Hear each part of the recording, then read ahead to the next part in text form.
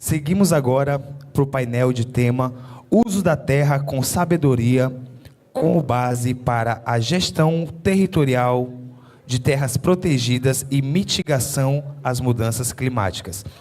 Esse debate convida a uma reflexão sobre o papel da gestão territorial no uso eficiente da terra por comunidades que vivem em áreas protegidas. Vamos discutir como a bioeconomia se integra a esse contexto, especialmente frente aos desafios impostos pelas mudanças climáticas e pela crescente demanda global por serviços ambientais. A mediação será conduzida por Eufran Ferreira do Amaral, pesquisador da Embrapa, Acre, que tem uma trajetória de mais de 30 anos dedicada à ciência, à pesquisa, à conservação dos solos, à gestão ambiental e ao desenvolvimento sustentável da Amazônia. Compõe este painel como convidados Dr. Jefferson Fernandes do Nascimento, coordenador-geral de Etnodesenvolvimento da FUNAI, mestrado em Agronomia pela Universidade Federal de Viçosa e doutorado em Agronomia pela Universidade Estadual de Maringá. Ele é professor titular da Universidade Federal de Roraima e tem experiência na área de agronomia, com ênfase em fitopatologia. Também é presidente da Comissão de Ética do Servidor, membro titular do Conselho Universitário, membro titular do Conselho de Ensino, Pesquisa e Extensão, tutor do Programa de Educação Tutorial, PET Agro, e coordenador do projeto institucional Os Novos Talentos do Ensino Médio de Boa Vista, Roraima. Também vamos receber Daniel Iberê, indígena do povo Mbá Guarani, é doutor em Antropologia Social pela Universidade de Brasília, mestre em Ciências Sociais pela Universidade Federal do Rio Grande do Norte e graduado em Ciências Sociais pela Universidade Federal do Acre. Atualmente, ele é conselheiro estadual de cultura pelo Concultura, pesquisador com foco em sociologia política e pensamento social e coordenador de projetos da Conservation Internacional.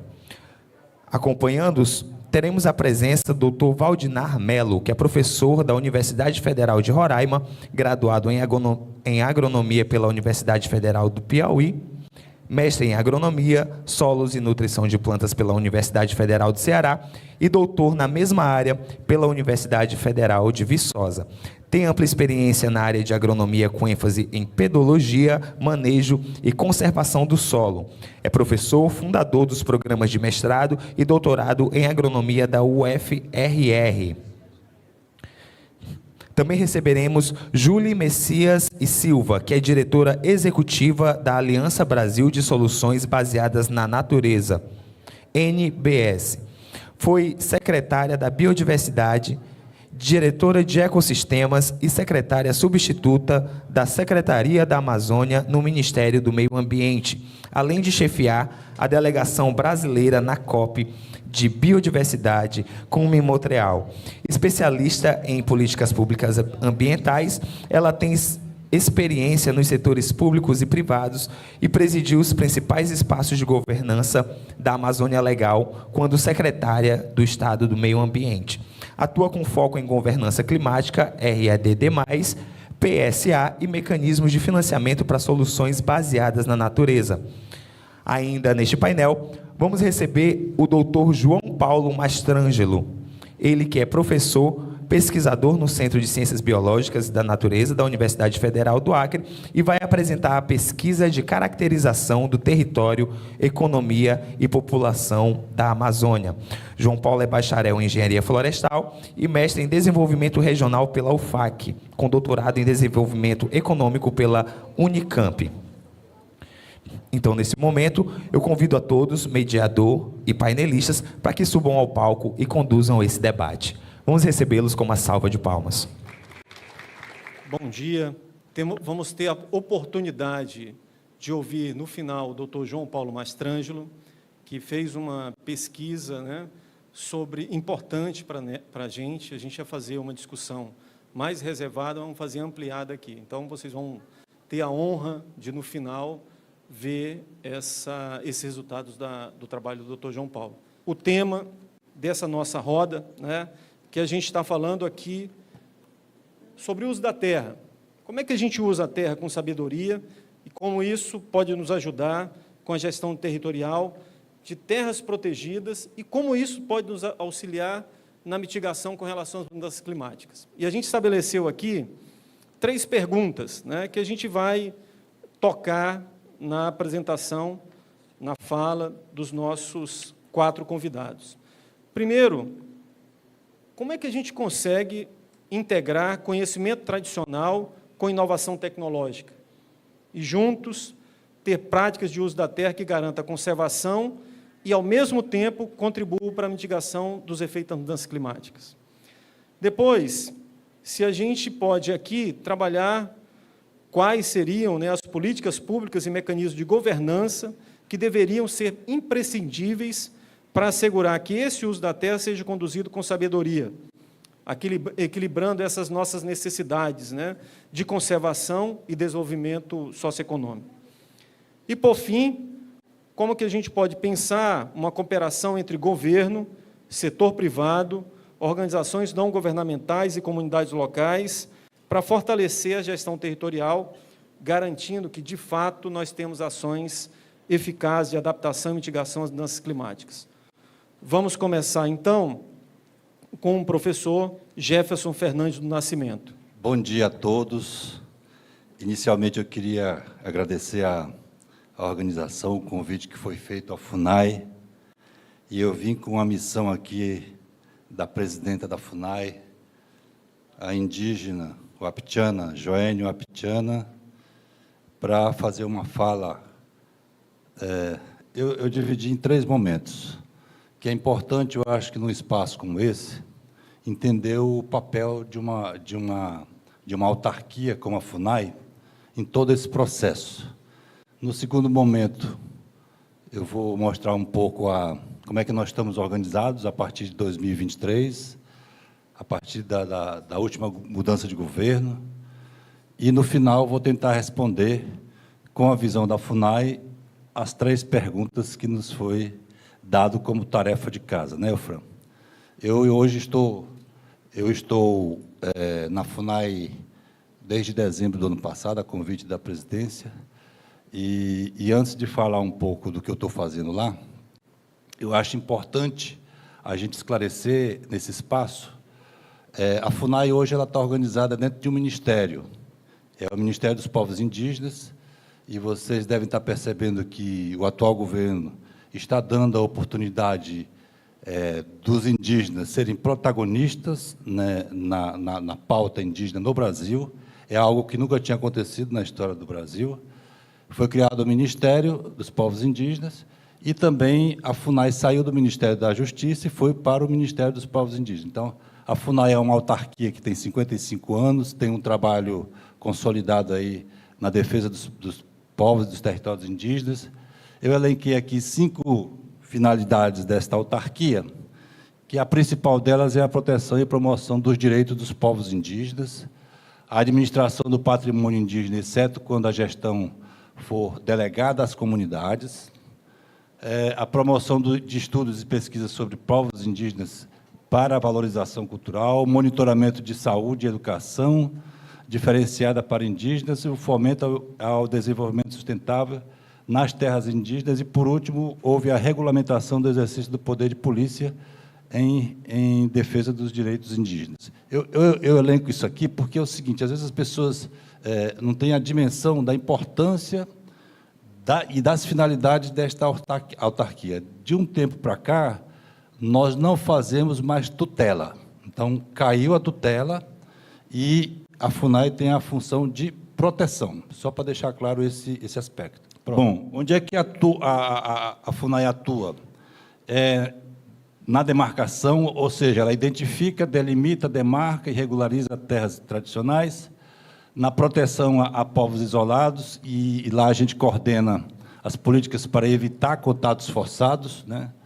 Na sustentabilidade, promove o eixo do desenvolvimento e a preservação ambiental, e a articulação interinstitucional garante acesso a direitos sociais e educação diferenciada. Pasmem, em pleno século XXI, existem muitos indígenas sem carteira de identidade, sem documentos básicos, nem CPF, ou seja, eles são cidadãos invisíveis, e a gente tem feito esse trabalho com bastante intensidade nos últimos 2 anos. A principal política indigenista do Brasil chama-se PNGAT, né, que é a Política Nacional de Gestão, da Gestão Nacional dos Territórios, Território Ambiental. Ela foi criada através de um decreto de 2012, no governo Dilma, e, na verdade, é uma política que foi criada, o governo foi pressionado a criar essa política através do movimento indígena do Brasil, né? E esse resultado gerou essa política. Essa política, hoje, ela define as diretrizes para a proteção e recuperação dos territórios, a valorização dos conhecimentos tradicionais, sustentabilidade econômica, ambiental e cultural. Inclusive, esse é um decreto que, há algum tempo, está no Congresso para transformar em lei. Por quê? Vocês vão entender. No último governo, esse decreto parou de funcionar. Ou seja, é um decreto, o governo cumpre se quiser. Se virar lei, entra governo, sai governo, a política continua. E a luta hoje nossa, lá do movimento indígena, é que isso seja transformado em lei. A partir do PGTA, a gente tem, aliás, da lei, a gente tem a construção do que a gente chama de a partir dos PGTAs, a gente tem a construção do que a gente chama de aliás, a partir do decreto, a gente tem a construção do que a gente chama de planos de gestão territoriais. Esses planos, hoje, no Brasil, eles estão sendo construídos, mas já existem muitos planos construídos. Aqui, eu trouxe um dado aqui. Esse plano, na verdade, ele tem uma função político-social, que é uma espécie de plano de vida dos povos, né, para o futuro. E ele orienta o uso do território, a gestão dos recursos naturais e a organização sociopolítica dentro do território. E eles são baseados no diálogo, na escuta, a partir dos povos indígenas, a escuta qualificada. Na Amazônia, por exemplo, a gente já tem em torno de 100 PGTAs na Amazônia, e os principais são em 8 territórios indígenas, no sul do Amazonas, 9 no Xingu, Rio Negro, e outros no Pará e no Amapá. A partir do PGTA, a gente tem um outro instrumento, que ele é um instrumento um pouco mais qualificado, né? Ou seja, ele incorpora, ele inclui alguns protocolos internos e outros arranjos próprios de territórios indígenas, e ele amplia o reconhecimento de formas diversas de gestão territorial indígena. Ou seja, o IGAT ele é um instrumento um pouco melhor elaborado e mais complexo de ser obtido, dependendo da situação, mas ele tem uma função muito boa para a implementação de alguns planos de trabalho a partir dos PGTAs. Bom, aí, o segundo momento da minha fala, a partir de 2023, com a chegada do governo Lula no Brasil, ele entregou o protagonismo indígena para os indígenas, né? Essas aqui são as 4 supermulheres da gestão da FUNAI, 4 indígenas, né? São as mulheres mais poderosas da FUNAI. Uma delas é a minha chefa, a doutora Joênia, indígena lá de Roraima, a Mislene do Amazonas, a Lúcia Alberta é índia Baré, lá do Amazonas, e a Janete, ela é filha de um indigenista famoso da FUNAI. Ela é o grande esteio a gente chama de DPT, que é a Divisão de Proteção Territorial, onde todos os processos de demarcação param com a Janete. Então, ela é digamos assim, a bambambam da proteção territorial no Brasil, dentro da FUNAI. Bom, e onde é que nós estamos na questão do etno? Nós estamos dentro de uma diretoria chamada Diretoria de Proteção de Direitos Sociais, a diretora é a Lúcia, e lá nós temos cinco coordenações gerais que cuidam do Brasil inteiro de pautas específicas, como geração e gestão ambiental, coordenação de licenciamento ambiental, promoção da cidadania, promoção no etno no desenvolvimento, que eu sou o responsável, e a coordenação de direitos sociais. Eu sou responsável, eu tenho uma equipe lá de 3 coordenadores internos que cuidam de pautas específicas nacionais, e essas pautas, elas conversam muito com o tema deste seminário, ok? Aqui eu trouxe para ilustrar a minha fala alguns exemplos de projetos que a gente apoia. Isso aqui é um dado lá da nossa coordenação, tem um setor lá que monitora esses projetos.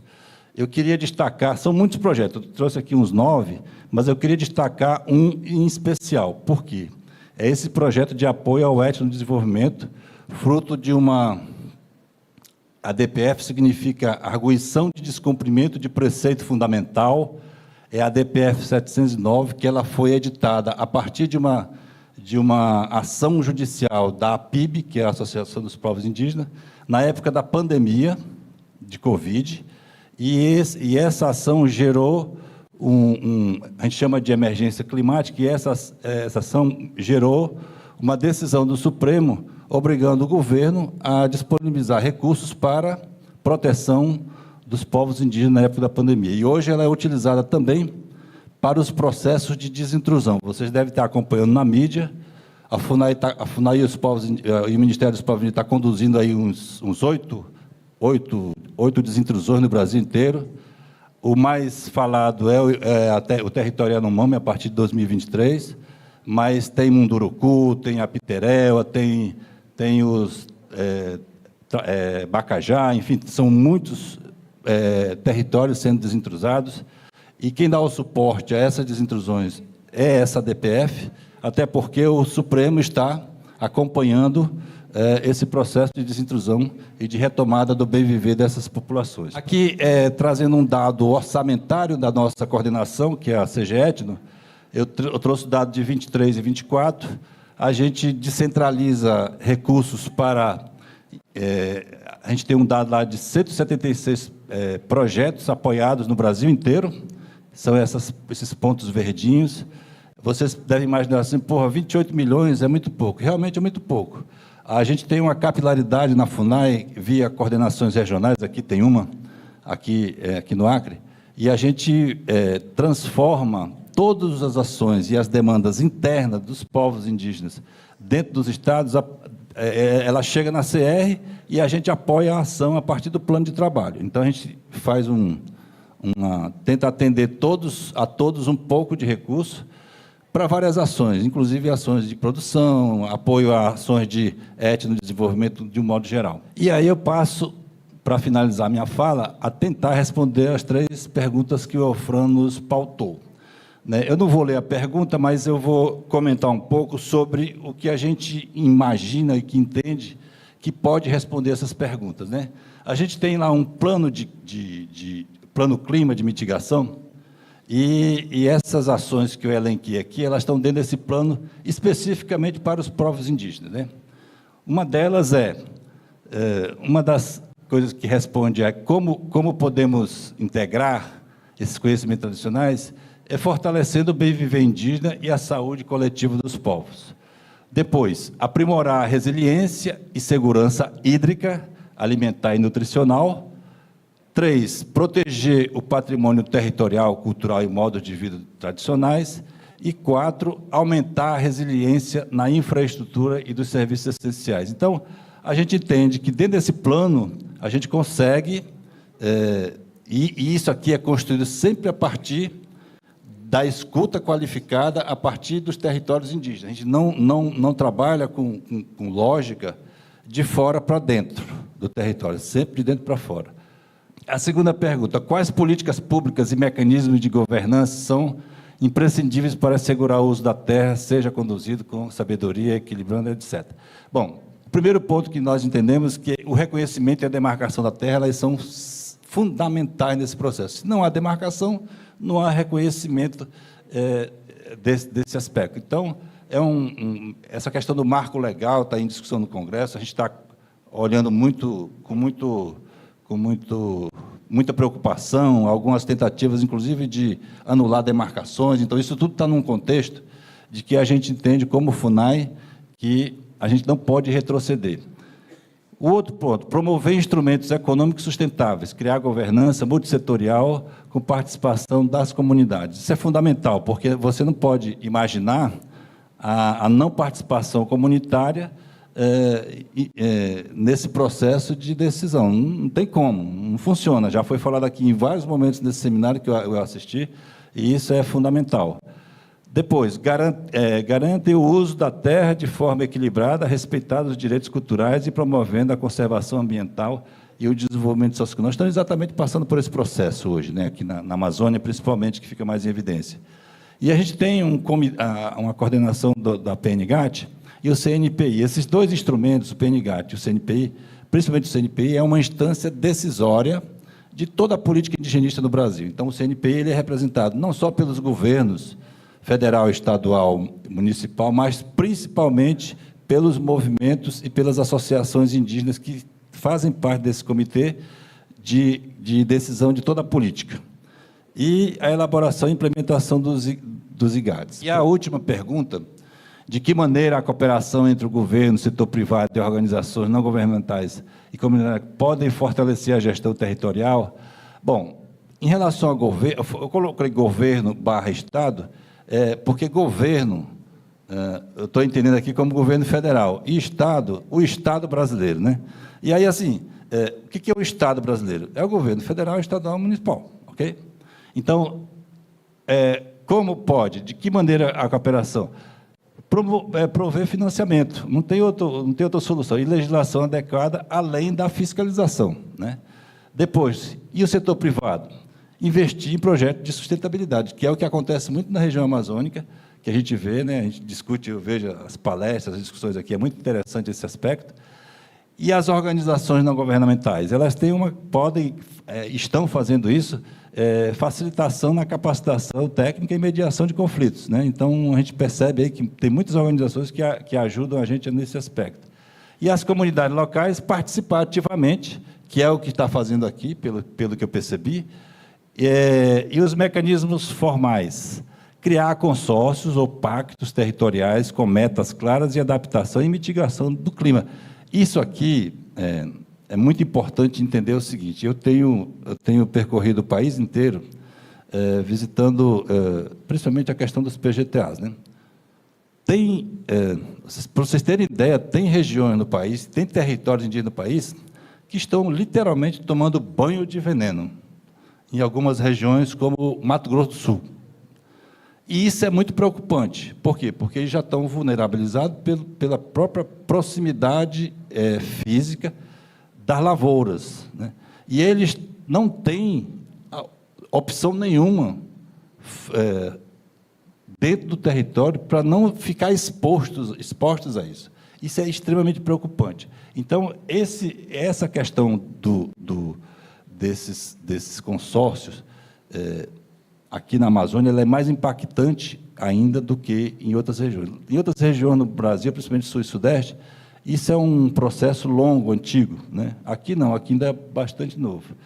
Bom, e a gente tem agora, a partir do 2023, 2024, o projeto do Fundo Amazônia, que inclusive o edital está aberto, né? É um recurso de captação de recurso internacional que está rodando aí para mitigar a questão do desmatamento no arco amazônico, né? Envolvendo 5 estados, se não me falha a memória. E aí, o outro é seguir as diretrizes da PNGAT, né, que, para nós, é um instrumento norteador de qualquer ação dentro do território. E aí tem os projetos ambientais indígenas, e tem ações do KfW, que também é recurso internacional, a ESCID, GIZ, e vários outros, o Floresta Mais, o Euroclima, o BRA, PNGAT, etc. Mas quais são os desafios que a gente sabe, e depois de todo esse acúmulo de experiências da FUNAI, que o orçamento é insuficiente? Vocês vão ficar pasmos quando souberem do orçamento da FUNAI. Então, ele nunca é suficiente. A nossa sorte, entre aspas, é que teve a DPF para 23, 24 e 25. Então, a gente está conseguindo responder muita coisa, por causa da DPF. E aí, até nisso, a Covid foi bom para a FUNAI, né? No aspecto financeiro só.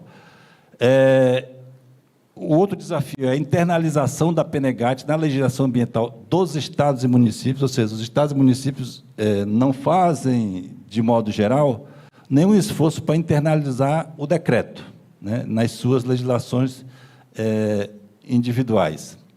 E o último é a construção de mecanismos de governança regionais, a exemplo dos comitês regionais que existiam e que foram extintos, e que a gente está retomando todos esses comitês regionais de governança no âmbito dos estados e municípios. Bom, era isso que eu queria apresentar. Eu vou deixar um mapa, para vocês terem ideia, exposto aí, quando não estiver utilizando. Esse é um mapa mais recente dos territórios indígenas, e aí tem uma legendazinha aí embaixo, que aí ele aparece se está demarcado, se está em demarcação, tem uma série de detalhes que vocês podem visualizar o quão indígena é o nosso país, né? Obrigado.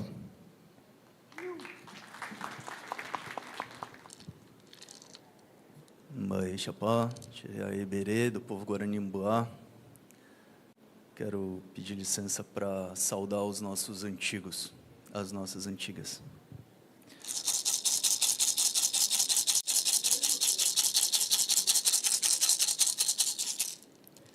Ta China China ta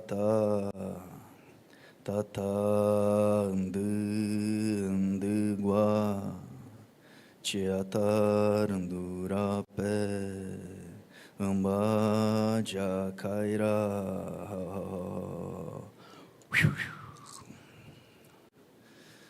Bom dia a todas e todos, que essas palavras encham de alegria os vossos corações, que sejam rios e florestas a nutrir os vossos sonhos, que sejam igarapés a banhar aquilo que há de mais sagrado e precioso, que é a pureza e a simplicidade dos gestos, das palavras, daquelas e daqueles que caminham com pés descalços nesse mundo repleto de latifúndio.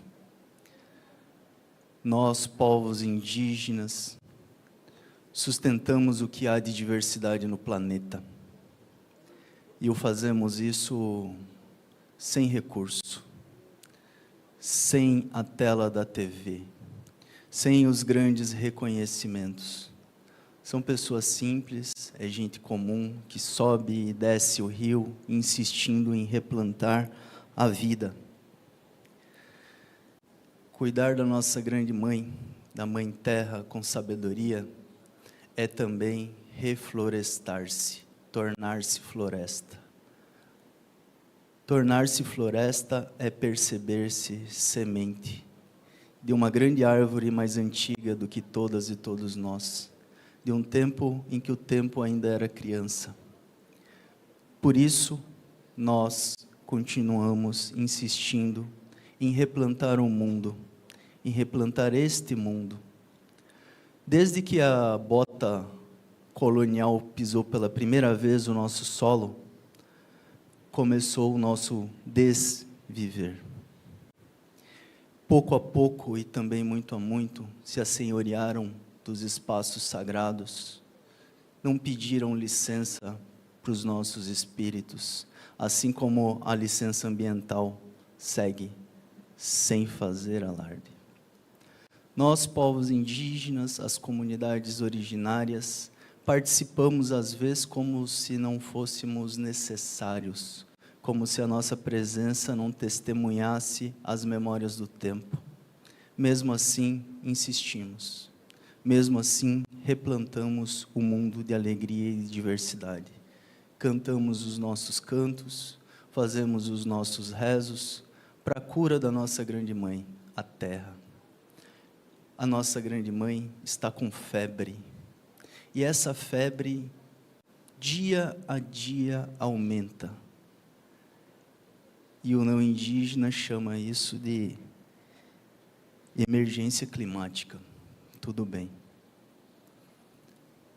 Nós viemos e queremos coisas simples. Queremos que nós todos, os poucos que sobramos, os nossos netos todos, encham de vida e diversidade o planeta. Seguimos fazendo isso, mas é óbvio que sozinhos nós já não conseguiremos, porque a pata do boi segue avançando sobre o nosso território. Semeiam desertos em monocultivos e monoculturas e dizem que a uma paz triste de cemitérios. Falar de cuidar a terra com sabedoria é trazer um debate urgente. A urgência das mudanças climáticas, o efeito do clima, o efeito de tudo que destrói. Quando, há algum tempo, já contei isso, estava descendo o Apiuri, lá no Gregório, os parentes Apurinã estão por aí. E nós sonhando um mundo de diferença, um mundo em que caibam vários mundos. E descendo, fiquei pensando, e se a macaxeira fosse macia só para quem plantasse? E se o açaí fosse bom, se ele não azedasse só para quem colhesse ou soubesse a diferença entre o da planta e o da muda? E se o ar fosse puro só para quem não poluísse? E se a água nutrisse e alimentasse com sua diversidade só quem não jogasse poluição na nossa terra? Poucos estariam respirando nesse momento. Poucos teriam o que beber nesse dia. E são esses mesmos poucos, muito poucos, que decidem a vida e os destinos do mundo, que jogam bombas como quem joga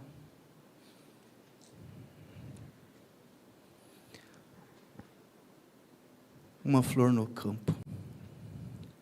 Conceber-se floresta é perceber-se semente, uma semente disposta a abrir as nossas cascas para tudo que nos nutre nesse solo sagrado. Nos nutre a água, nos nutre os alimentos, mas também somos nutridos pelas lutas antigas e cotidianas, nutridas pelo sangue derramado. Por isso não dá para dizer ou tratar sem que nós possamos ser justos, sem que as nossas palavras não se percam no vento, demarcação dos territórios indígenas, reconhecimento das comunidades tradicionais, respeito às nossas culturas. Nós não estamos falando apenas de segurança alimentar ou de soberania alimentar, nós estamos falando de cultura pelo alimento. Cada alimento, cada planta é um ser em si, possui Talvez o não indígena jamais chegue a saber o que é para um indígena a morte de uma árvore. Porque longe da floresta, o coração humano fica duro, como pedra ou como concreto, o mesmo que se ergue sobre as nossas dignidades, quando as cidades invadem os nossos territórios e apagam as nossas presenças e as nossas memórias. Nós não podemos fazer um discurso que se pretende sério, excluindo populações tradicionais, excluindo povos indígenas. Se os nossos saberes, se as respostas que nós procuramos no mundo todo, na Europa, quantos aqui não param de ler autores e autores e autores buscando as nossas mesmas sortes de destino, sem percebermos que aqui está as nossas respostas, sem percebermos que o futuro é ancestral, que a nossa maneira de ser, agir e pensar no mundo é a maneira nossa. Nós não podemos tratar o mundo e as coisas do mundo como coisas, como objetos, como mercadorias. Discutimos a integração dos mercados mundiais, mas não discutimos a miséria e a fome nas nossas comunidades. Agora, hoje, povos indígenas têm a cumplicidade de chuva, de agrotóxico nas nossas comunidades, e tudo bem, porque afinal de contas, há bem pouco tempo ainda éramos tutelados. Porque não podemos caminhar levando as nossas culturas, sem ter que experimentar também o preconceito, o racismo, que também é climático, uma violência que começa verbal e termina na bala do jagunço. Nós, povos indígenas, não temos dificuldade com a diversidade. Perceber-se semente é crescer enraizado nesse território, nas nossas memórias antigas. É perceber que ao nosso lado somos floresta. Não se trata de uma ciência dos povos indígenas, de um galho da grande ciência europeia. Nós não somos um galho dessa ciência. Nós somos uma árvore inteira. Nós somos florestas, caatingas, pampas. Lhes digo uma coisa: quando saímos, pensamos no coletivo. Eu ouvi tantos discursos nessa manhã e não vi a presença dos povos indígenas nas instâncias de deliberação. Entram nos nossos territórios, não nos conhecem e dizem como devemos fazer na terra que cuidamos durante milênios. Ou não sabemos que cada floresta, que cada árvore que ali é também resultado da agência humana? Que a floresta não surgiu do nada e nem sua diversidade. Foram mãos indígenas, mãos de comunidades tradicionais. Agora, aqui, enquanto discutimos, usar a terra com sabedoria dentro das reservas, os nossos parentes e não parentes sofrem ameaça das mais diversas por acreditar que há uma vida diferente da vida do capital.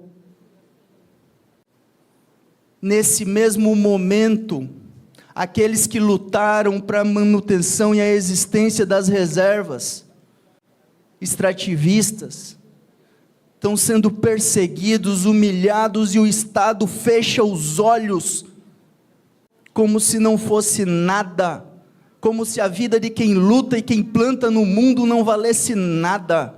A vida de um pobre vale pouco, de uma mulher pobre vale quase nada, de um indígena menos que nada. Faço um convite a todas e todos nós. Se quisermos discutir um mundo para os que virão, devemos olhar para aquelas e aqueles que vieram antes, que insistem em replantar a diversidade, que insistem em replantar um mundo em que caibam vários mundos, devolver ou reconhecer autonomia para aquelas e aqueles que plantam, aqueles que, se concebendo floresta, olharam para si, para dentro de si, e encontraram as respostas. Bastou olhar nas mãos calejadas e no peito, para perceber que temos todas as ferramentas, de dizer que o capital não será senhor e dono dos nossos saberes, enquanto nós não soubermos sobre o nosso território o que teremos nesse mercado para vender. Estamos discutindo a pata do boi como minério, como garimpo, sem a presença de quem no território vive. Por isso, um convite: é preciso olharmos essas pessoas como pessoas. A dignidade não vive de joelhos, esperando o dia em que haverá de roer o osso da caridade. Os povos indígenas seguem sustentando o que há de diversidade no planeta. É preciso ouvir essa diversidade, é preciso reconhecer. Nós estamos há pouco tempo da COP. Devemos levar esses debates aonde quer que nós estejamos. agora, nesse momento, parentes nossos, nas cabeceiras do rio, replantam a floresta, enquanto muitos que não sabem onde ficam o Acre, discutem os seus destinos. A Amazônia, as Amazônias não podem continuar sendo o espaço de rapina a que lhe relegaram durante séculos. Essas são as minhas palavras. Solidariedade e gratidão a quem pôde ouvir, se irmanar. Espero não ter ofendido ninguém. A EVT, a GVT. Professor Valdinar, com o senhor. Bom dia, agradeço ao convite. Nós vamos falar da questão do uso da terra.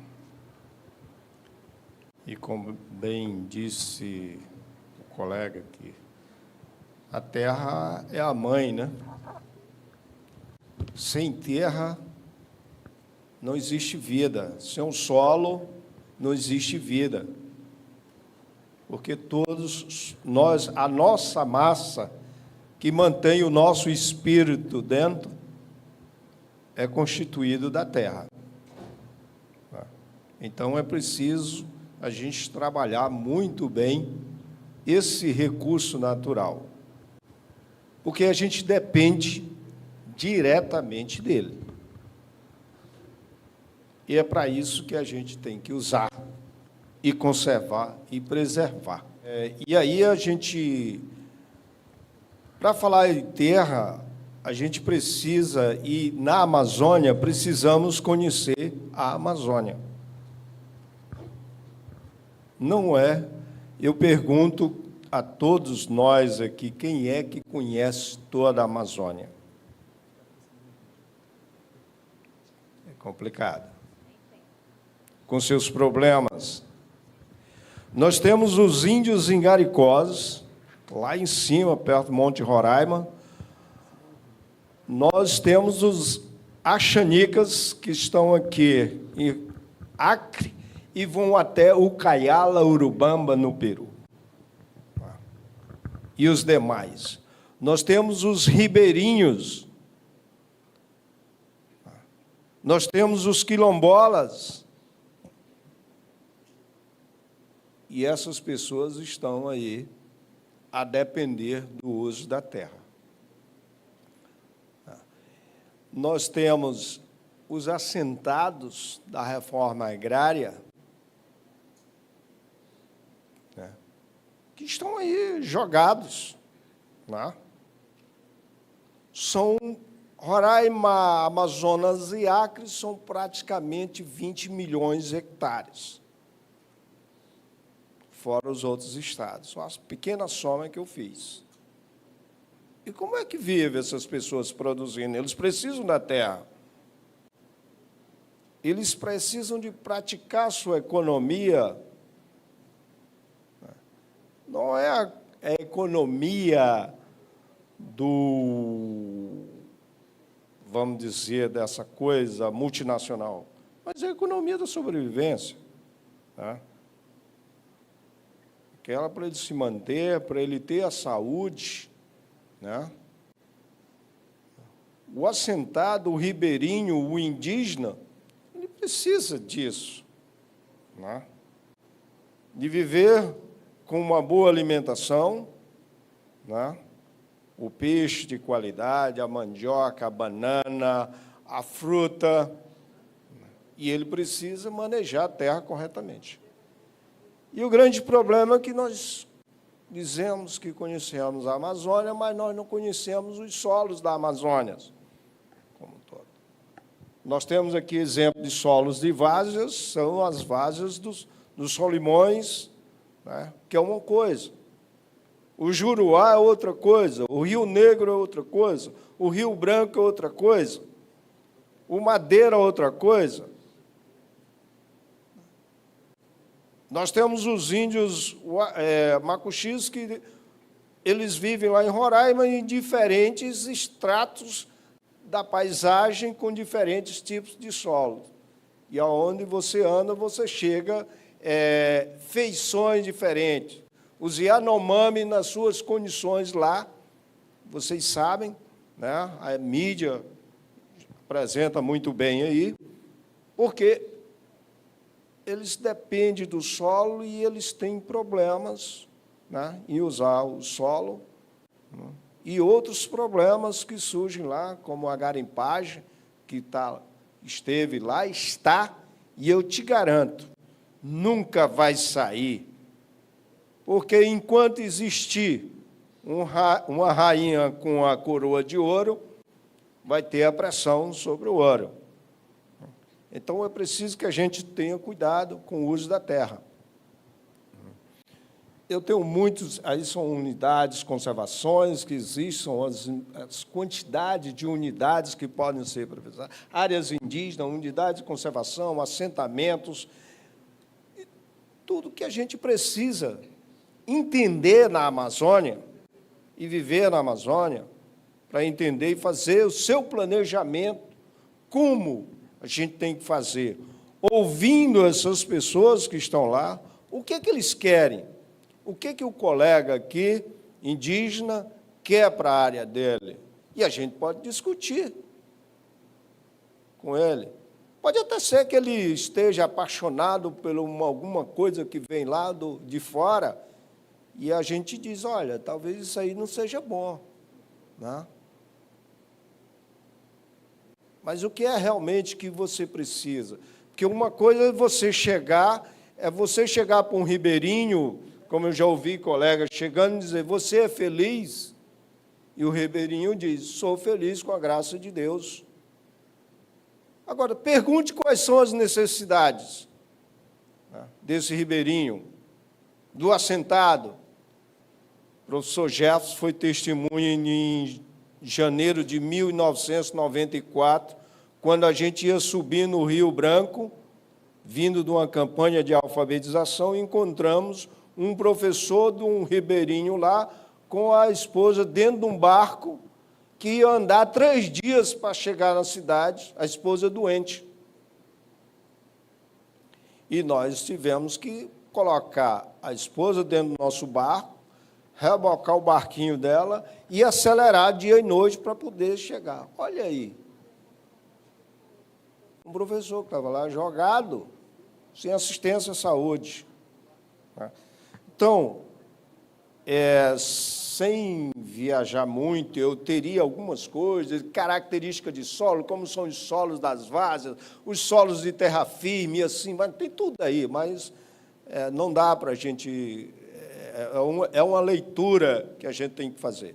Então, é preciso que haja planejamento, justamente discutido com as pessoas no uso da terra. Nós temos os levantamentos, o zoneamento econômico e ecológico, né? O professor Elfan, especialista na área, mas é preciso que a gente discuta mais, sair da esfera macro e entrar para a esfera mais detalhada, os municípios, né? Ok? Nós precisamos, como é que se diz, nessa questão das mudanças climáticas, que se tanto comenta, e ninguém vai barrar ela, é preciso que a gente modere, porque o clima, ninguém controla o clima. A gente se adapta ao clima, mas a gente tem que moderar o nosso comportamento para poder se adaptar ao clima. Tá? Certo? Então, o que acontece? É preciso que a gente tenha zoneamentos agroclimáticos, zoneamentos climáticos mais detalhados. E aí eu perguntaria à comunidade indígena, seja quem for, você precisa de uma estação meteorológica lá na sua unidade?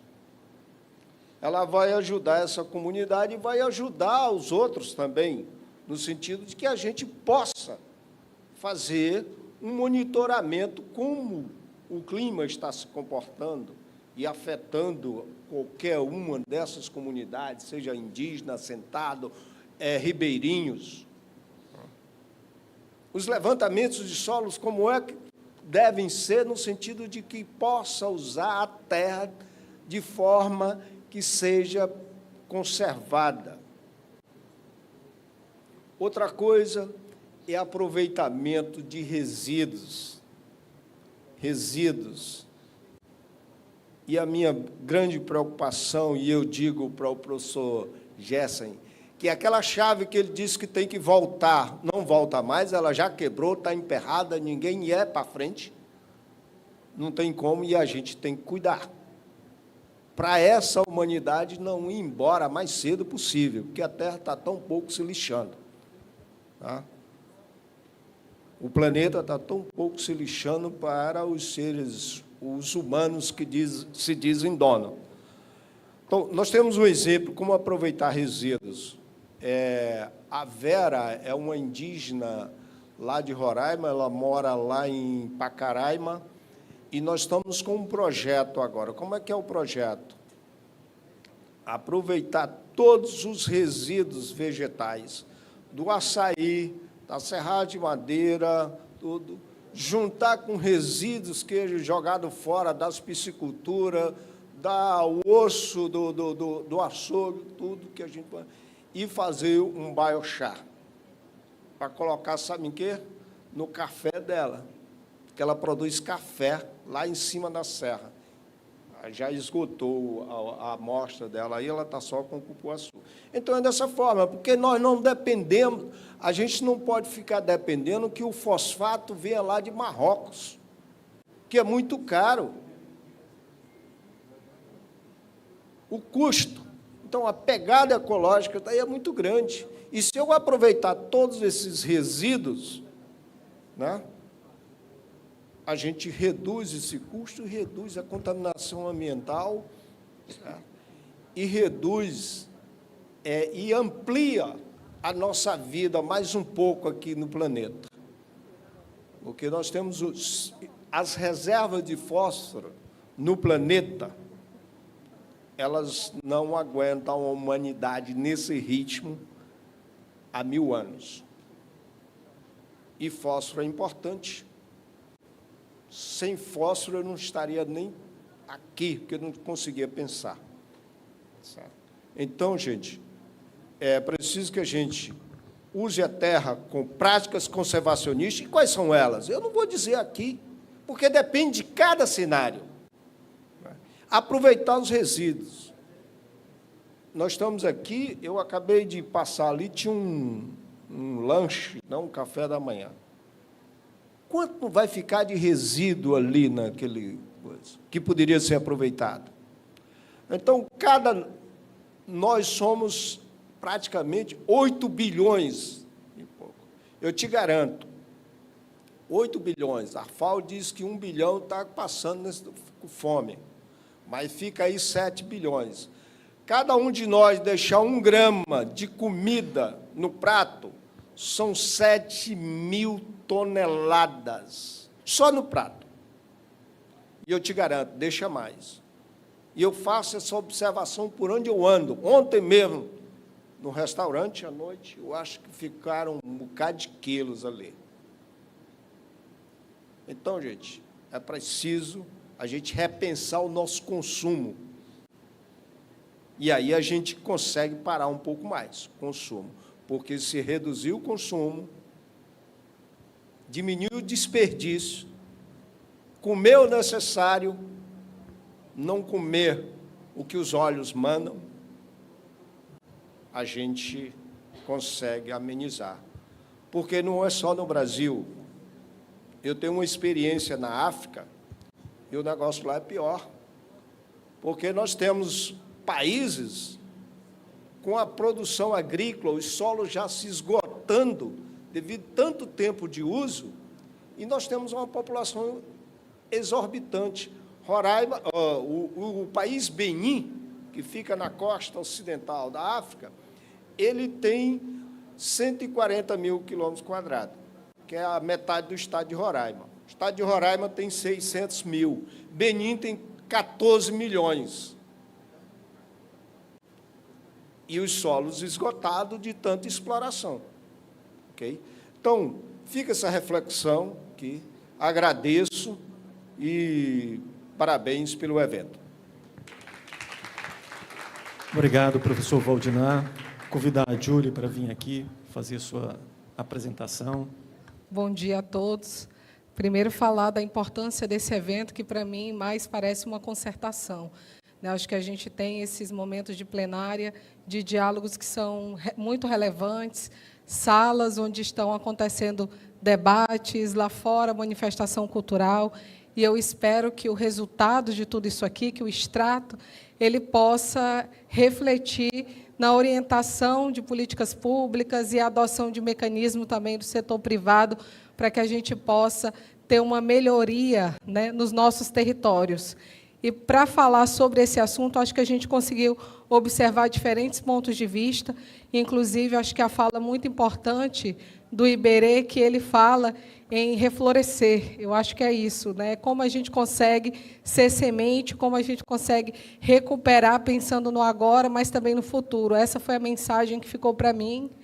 E eu gosto de utilizar o conceito de territórios vivos. O que são esses territórios vivos? Para mim, o território vivo é entender o ecossistema e a biodiversidade local com os modos de vida local. Eu acho que é necessário que essas inovações, que tudo que chega baseado no entendimento das mudanças climáticas e que precisa, né, ser implementado para mitigar essas mudanças, reconhecer primeiro o bioma local, associado aos modos de vida. E aí eu falo de reconhecer o saber tradicional. Acho que uma das perguntas, né, que o Eufran trouxe, como é que a gente agrega a tecnologia? Para mim, nós temos tecnologia ancestral nos nossos territórios, né? Eu trago até um exemplo disso, não do Brasil, mas que ali, ouvindo todo mundo, eu lembrei, quando o professor falou da África, na Nigéria, as mulheres são responsáveis, em maior parte, pela agricultura. E um projeto da FGV Eurob, sendo desenvolvido com eles, identificou essa atuação das mulheres e a dificuldade de se cultivar lá e a forma que elas faziam, com um movimento circular baseado na posição da Lua, e desenvolver uma tecnologia ancorada no conhecimento tradicional daquele povo para melhorar a produção daquela área. Então, acho que é isso. Como é que a gente estabelece pontes entre esse conhecimento todo que nós temos na Amazônia, com toda a tecnologia de inovação, que ela é urgente, né? Não é mais nem necessária.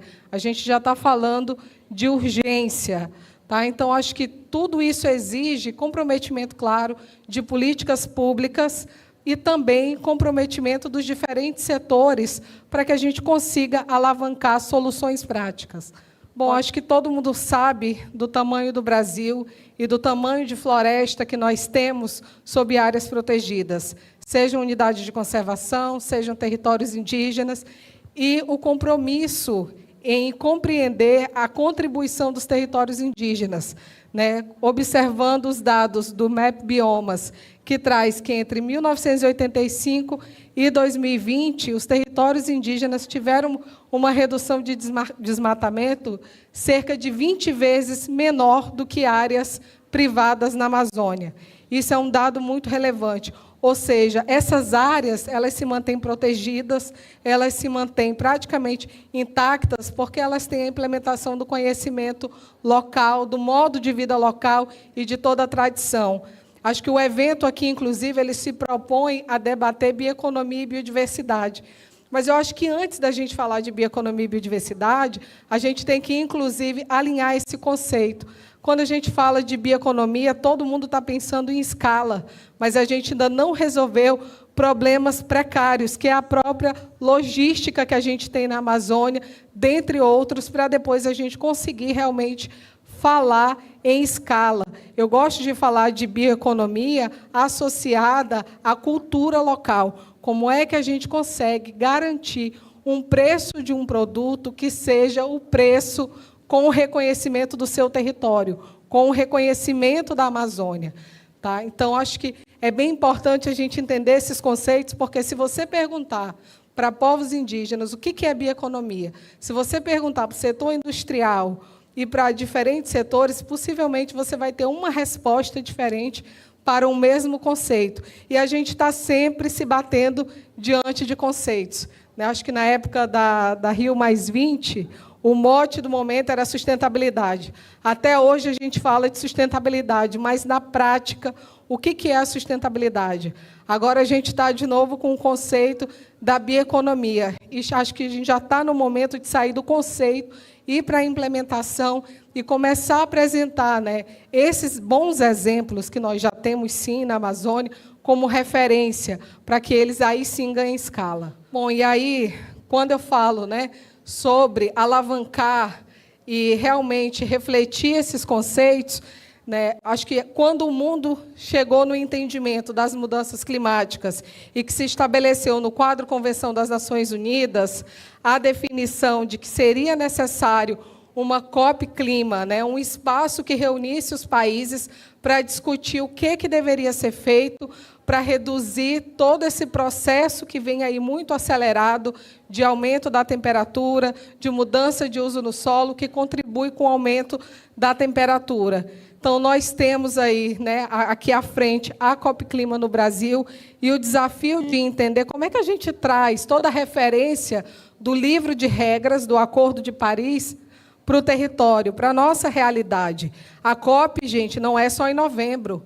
A COP ela é o ano inteiro, durante as negociações dos documentos, dos súbditas, das mesas de negociação entre os países, para que se chegue no ambiente da COP e consigam ali, durante dias e mais dias, eu já tive a oportunidade de negociar pelo governo brasileiro, de acompanhar essas negociações, tanto na COP Clima quanto na COP da Biodiversidade, e às vezes você ficar 3 horas parado em um texto por conta de uma palavra. Nós estamos falando de 196 países que precisam definir regras sob o mote do mesmo entendimento. Então, não é um fator simples, mas que pesa em todos os países que fazem parte desses pactos globais, seja na COP Clima, seja na COP da Biodiversidade, que no Canadá, quando eu tive a oportunidade de chefiar a delegação brasileira, foram definidas as metas globais para a biodiversidade, que estão aí à frente de implementação, agora no ambiente dentro dessa Conferência de Biodiversidade, nos mecanismos que serão estabelecidos para a sua devida implementação. Mas e aí? O país vai lá, assume metas, e o que acontece? De onde vem o recurso, o financiamento climático, para que isso seja realizado? De onde vem a estruturação de políticas públicas e de mecanismos para que a gente consiga alcançar as metas que foram pactuadas lá dentro desses ambientes globais? E aí eu trouxe um pouco da referência, né, desses marcos regulatórios que a gente tem no país. Existem inúmeros outros marcos regulatórios, tá? Eu trouxe apenas alguns como referência, que é a própria Política Nacional de Meio Ambiente, a Política Nacional sobre Mudança do Clima, a Política Nacional de Pagamento por Serviços Ambientais, que, inclusive, está aberta para consulta pública, a regulamentação dessa política nacional, a Política Nacional de Gestão Territorial e Ambiental de Terras Indígenas, que foi bem apresentada, que ainda é um decreto, mas que está em processo de, possivelmente, ser estabelecido como lei, o Sistema Nacional de Unidades de Conservação, o nosso famoso Código Florestal Brasileiro, a Política Nacional de Recuperação da Vegetação Nativa e a recente lei aprovada no ano passado, que estabelece o Sistema Brasileiro de Comércio de Emissões, ou, né, traduzindo, que estabelece aí o mercado brasileiro de carbono. Todo esse ambiente normativo estabelecido lá no governo federal, ele tem que descer para o nível subnacional. Os estados precisam aderir a essas políticas, a esses programas nacionais, porque, em prática, a política ambiental ela é executada em mais de 90% pelos estados, e aí juntamente com os municípios, né, e que, com muita dificuldade, os municípios da Amazônia, né, não têm estrutura e que precisam, né, acho que a política pública ela carece de evoluir para que haja um nível de descentralização da política pública, para que os municípios possam, né, ter corpo para executar todo esse ambiente normativo que também é estabelecido lá, e é quem está no dia a dia ali, o problema bate diretamente à porta. E aí, quando se estabelece essas metas, os países enviam as suas metas nacionalmente determinadas, também se discute o financiamento, né? De onde que vem o recurso para isso? No ambiente da COP Clima, é estabelecido um fundo, que é o Green Climate Fund, o Fundo Verde para o Clima. O governo federal, lá em 2017, apresentou um programa, que é o Floresta Mais, captou mais de 150 milhões e vem executando até hoje algumas modalidades, uma delas, inclusive, de pagamento por serviços ambientais, em que o Acre foi um dos primeiros estados a aderir, a fazer esse pagamento por excedente de reserva legal. Existe um valor, que acho que é cerca de R$ 400 por hectare, de excedente de reserva legal, para que se mantenha aquela área preservada. Tá? E os estudos apontam o quê? Que para esse negócio verde, para a oportunidade desse negócio, existe uma estimativa de 7,7 trilhões até 2030.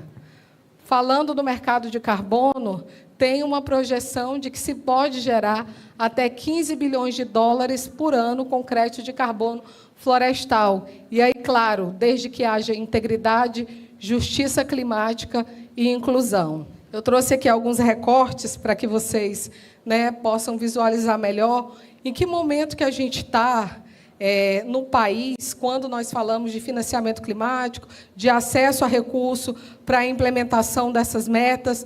Uma das metas da NDC brasileira, que é um reforço de uma meta que já estava estabelecida, é a recuperação de cerca de 12 milhões de hectares no país. E isso tem movimentado os diferentes setores para o anúncio de recurso, para a estruturação de mecanismos que incluem o setor privado, o poder público, e para que a gente consiga aí alcançar essa meta de 12 milhões. Então, você vê que o BNDES ultrapassou 650 milhões de recursos para a restauração de florestas. O Fundo Amazônia bateu um recorde de aprovação de recurso, de cerca de 584 milhões, um anúncio do governo federal de 150 milhões para a restauração de assentamentos da reforma agrária, 1,44 bilhão para a restauração florestal e soluções baseadas na natureza, de anúncio aí do Banco Mundial junto ao governo federal, o edital Restaura a Amazônia, com recurso de cerca de 450 milhões. Mas eu faço uma pergunta: e a cadeia da restauração? Vou deixar para o doutor João Paulo Mastrangelo apoiar na resposta. Como que está a cadeia da restauração da Amazônia para que a gente consiga traduzir todo esse investimento, todo esse recurso em realmente florestas plantadas em áreas recuperadas e aí fomentando esse ambiente da bioeconomia da restauração. E a gente fala da restauração em diferentes modalidades, incluindo aí os sistemas agroflorestais, que podem alavancar, inclusive, o desenvolvimento social e econômico daquelas pessoas e, fundamentalmente, apoiar na regularização ambiental. Acho que tudo que a gente está trazendo é para a garantia da integridade ambiental e para a recuperação dessas áreas. Bom, e para que tudo isso aconteça, a gente precisa de um ambiente de integridade. Eu acho que eu trouxe uma reflexão sobre as metas que os países estabelecem, sobre como o poder público traz um ambiente normativo e como há investimento nessa área, como tem a interação do setor privado para atuar aí em colaboração com o Estado para o alcance dessas metas, desenvolvendo projetos com a comunidade, a partir da orientação e do poder de decisão das comunidades sobre a implementação desses projetos. Então, é importante, na garantia da integridade, algumas premissas que, nos projetos da Aliança Brasil, que é a entidade que eu represento, hoje nós temos as maiores empresas de soluções baseadas na natureza, seja de agricultura regenerativa, de recuperação da vegetação nativa, de conservação, que são os projetos de RED, dentro do bojo da Aliança. E para que isso aconteça e a gente tenha uma alta representatividade dos projetos da Aliança, nós aderimos a altos padrões de integridade, desde uma diligência fundiária e reputacional feita com o due diligence no início da elaboração dos projetos, a colaboração com as comunidades locais. Acho que é o que eu falei lá atrás, é entender o território vivo, qual que é o modo de vida local e o que realmente vai funcionar naquele território, e não simplesmente abrir editais, sem, inclusive, considerar que na Amazônia nós temos cerca de 80% das associações e cooperativas inadimplentes. que não vão poder nem acessar esses recursos. Co-benefícios, todos os projetos precisam assegurar desenvolvimento socioeconômico das comunidades e conservação da biodiversidade, o alto perfil de integridade das certificadoras, né? Então, o projeto ele é elaborado, é um investimento do setor privado de quase 2 anos, para que ele chegue no processo de certificação e passe aí dentro de frameworks, dentro do que é estabelecido para a alta integridade. Além disso, a própria auditoria e o emprego da tecnologia para garantir a transparência em tudo isso. Tá? Então, em resumo, eu entendo que a gente só vai conseguir implementar mudanças reais e transformadoras na Amazônia quando a gente realmente construir pontes. E aí, para além de pontes de diálogo, porque se a gente abrir rapidinho o LinkedIn ou as nossas páginas, todo dia tem um evento de alguma coisa. Eu quase nem tenho mais agenda, falando francamente. Mas e aí, na prática? Na prática, a gente precisa que todos os setores engajem em uma transformação, que é a transformação de uma economia verde. Obrigada. Excelente. Bom dia, pessoal. Bom dia. Quase boa tarde. E é o seguinte, esse tipo de fala geralmente abre, mas essa fala hoje, essa agora, vai fechar. Ou seja, diante de tantos desafios, tá, de um evento como esse, né, agradeço a Salejandra, agradeço o Eufran também, foi muito solidário já de colocar esse material. Diante do desafio que é desenvolver a bioeconomia na Amazônia, da onde nós estamos partindo? Essa é a pergunta que a gente está colocando agora, e eu vou colocar dados e contar a historinha em torno desses dados, que é o que a gente chama hoje de storytelling, né, que é o que movimenta as redes sociais e a internet e as pessoas. E eu vou colocar os destaques, porque a gente está partindo de um lugar muito desafiador. Tá? A gente está partindo de uma situação muito desafiadora para desenvolver a bioeconomia e a valorização da sociobiodiversidade. Vamos entender isso rapidinho. Então, o que é o território da Amazônia? Rapidamente, porque teve pessoas muito melhores do que eu para falar sobre isso. Nós somos, né, 9 países da América do Sul. Tá? Nós somos 8,4 milhões de hectares de quilômetros quadrados e 60% disso está no Brasil. Nós temos 9 estados do brasileiros que estão dentro da Amazônia. 59% do território da Amazônia brasileiro é pela Amazônia. Olha só a dimensão territorial. E aqui eu destaco isso aqui que o professor colocou e eu vou reforçar o número. 63% da Amazônia ainda é floresta. 19% é vegetação nativa não florestal, ou seja, cerrado brasileiro. 2% é a nossa massa hidrográfica e 16% está desmatado. Mas, gente, 16% desmatado na Amazônia, sabe o que é, no final do dia? O território da França e da Itália somados. Então, para a gente discutir o seguinte, vamos falar de desenvolvimento econômico na Amazônia, precisamos desmatar. Será? Já tem 2 territórios das 2 maiores economias do planeta, entre os 7 mais desenvolvidos do planeta, já desmatados na região. Vamos passar. Nós temos, a Amazônia está fornecendo energia para o Brasil, e ninguém paga por isso, tá? Ou seja, o consumidor final paga, mas a região, né, recebe pouco por isso. E nós temos hoje, tá, 74% do território da seguinte forma, dividido de forma formal, ou seja, os humanos, né, que o nosso colega aqui, ditos civilizados, distribuiu a terra desse jeito.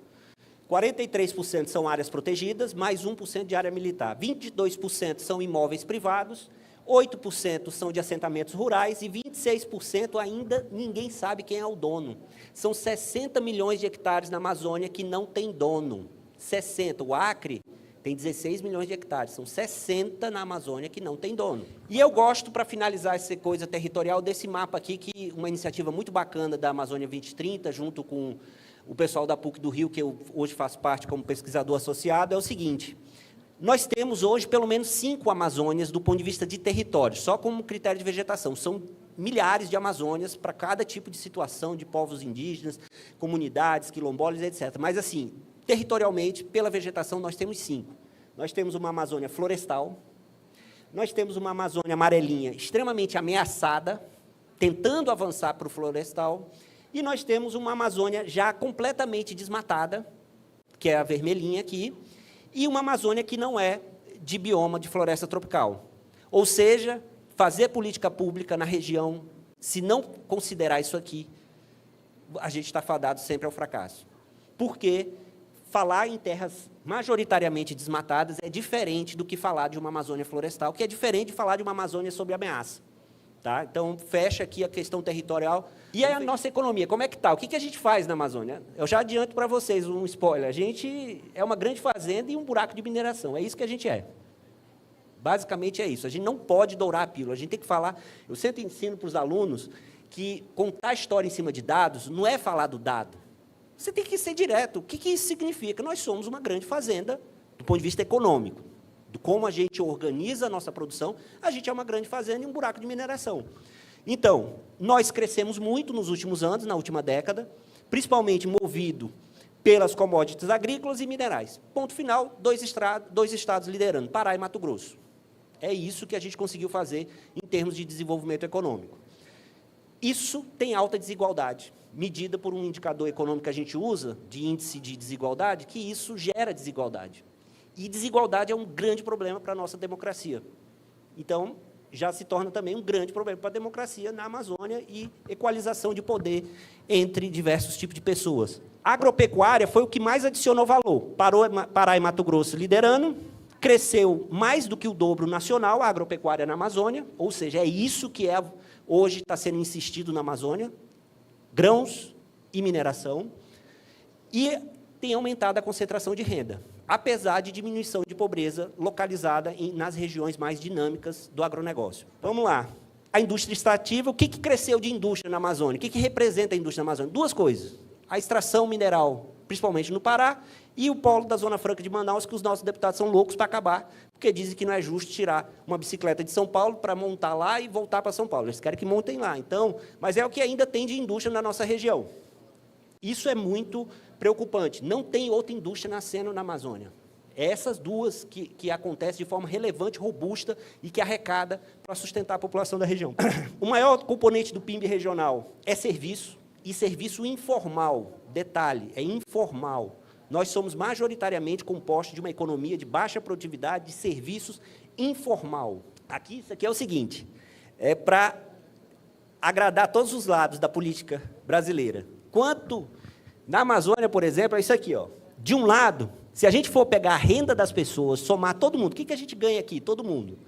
E a gente dividir essa renda, tá? E tentar entender a fonte dela, é o seguinte, os mais pobres, 35% da renda deles vem de programas sociais. Os mais ricos, 35% da renda deles vem do poder público através de salários públicos. Ou seja, às vezes eu não gosto de falar porque eu falo bobagem e as pessoas depois me mandam mensagem dizendo, João Paulo, não era para falar. Mas é o seguinte, isso aqui significa o quê? Que tudo vem da mesma teta. É a mesma. Um é um pouco mais meritório, a pessoa estudou, fez concurso, mas é salário público que sustenta a região como um todo. É o mesmo lugar, é o mesmo da onde veio o dinheiro. Então, olha só, e o potencial, mas a gente pode reverter isso. Vamos falar um pouco agora do que é possível fazer para frente. Nós temos na Amazônia, tá, uma tese de um economista, doutor em desenvolvimento econômico lá pelo MIT, é um brasileiro fantástico, Saulo Kolosvski. Ele diz o seguinte, a Amazônia exporta hoje 64 produtos que a gente pode considerar, entre aspas, compatíveis com a floresta. O que significa 64 produtos compatíveis com a floresta? São produtos que, se a gente aumentar a produção dele, escala, produtividade, ele tem condição de ser uma economia relevante na região. Por quê? Porque ele representa a soma do que o mundo compra disso, desses 64 produtos que já existem na Amazônia, não é fantasia, não é nada de fora, que já existe, já é feito na Amazônia, desses 64, eles movimentam 177 bilhões de dólares, é quase R$1 trilhão o mercado desses produtos. Só que o Brasil é tão competente, nós somos tão eficientes, que a gente participa com 0,2% desse mercado de produtos da Amazônia. Um mercado de quase R$1 trilhão, nós participamos com 0,2%. Castanha do Pará, o Acre, por exemplo, 4% do mercado global de castanha vem da Amazônia. Castanha do Brasil, 0,02% do mercado global de cacau vem da Amazônia. E o cacau é daqui. 7% do mercado global de pimenta do reino vem daqui. Então, peguei só esses casos anedóticos, mas tem o abacaxi, tem a banana, tem uma série de outros produtos, peixe, piscicultura, grude, tudo que vem da Amazônia, movimenta trilhões, mas a gente participa de forma pequena. Tá? Então, isso é uma coisa importante para a gente pensar, inclusive nas estratégias, né, Júlio, de restauração, que pode preencher muito esse mercado. E aqui é um dado que eu gosto bastante, porque as pessoas acham o seguinte, sempre tem aquele debate, mas desmataram lá por lá e a gente não pode desmatar. Se a gente pegar um dado per capita, dividir o quanto que a gente emite de carbono pelo número de gente na Amazônia e o quanto que a gente ganha de dinheiro e divide pelo número das mesmas pessoas na Amazônia, olha a nossa posição se nós fôssemos um país no mundo. Nós seríamos muito pobres, continuaríamos muito pobres, mas é a gente que mais emite fumaça. Isso é incrível. Se a Amazônia fosse um país no mundo, a gente é pobre e enjoado emitindo carbono. Tá? Isso é insustentável, isso não segura, não consegue segurar. Né? A nossa economia voltada para o agronegócio, além de concentrar, ela também gera esse tipo de problema que a gente tem que ter um caminho de solução. Então, a nossa população, e aí, as pessoas que movimentam tudo isso, como é que a gente está hoje na região? Vamos lá. 27 milhões de pessoas, nós estamos nas cidades. Vamos parar com o negócio de população rural e tal. A gente está na cidade, o grosso das pessoas desocupadas e tudo está na cidade.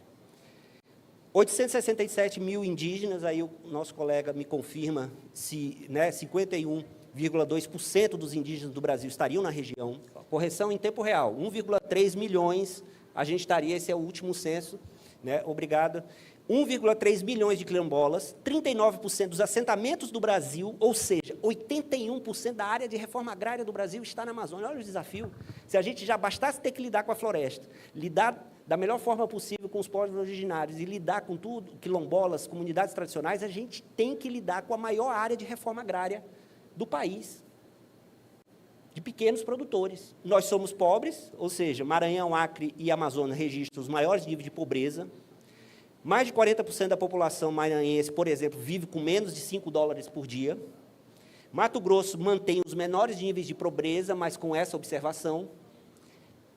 Mais de 40% de domicílios, por exemplo, no estado do Maranhão, que é emblemático, recebem benefício oficial. Então, são dados assim que destacam um pouco da nossa situação de pobreza. Olha só, gente, e as pessoas da Amazônia estão precárias do ponto de vista de como elas moram. Como é que a gente mora na Amazônia? Abastecimento de água, 62%, perante 77% no Brasil. Coleta de lixo, 68%, perante 78% que já foi alcançado no Brasil. Internet, gente, internet. Os nossos jovens não têm internet. A Amazônia, só 13% tem conexão. Perante quase metade já do Brasil tem conexão estável.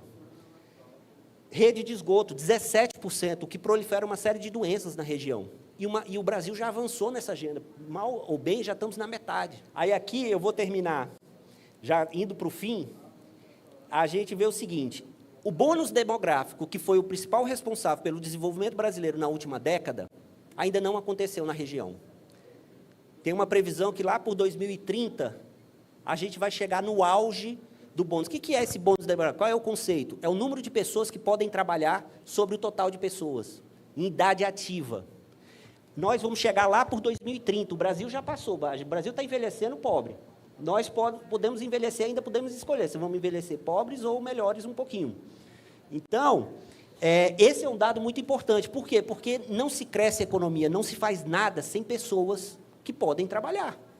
Isso é um básico, assim. E aí, pessoal, o que eu falo sobre as pessoas na Amazônia? E a gente já encerra a fala aqui, e obrigado por aguentarem um pouquinho. A gente está na cidade, na região amazônica, nós estamos nas cidades. Uma proporção relevante das pessoas na Amazônia são pobres. A nossa infraestrutura básica é ruim, comparada ao que existe no Brasil, mas ainda a gente é jovem. Não é o Fran já é velho, mas a gente é jovem. Eu não, estou fora.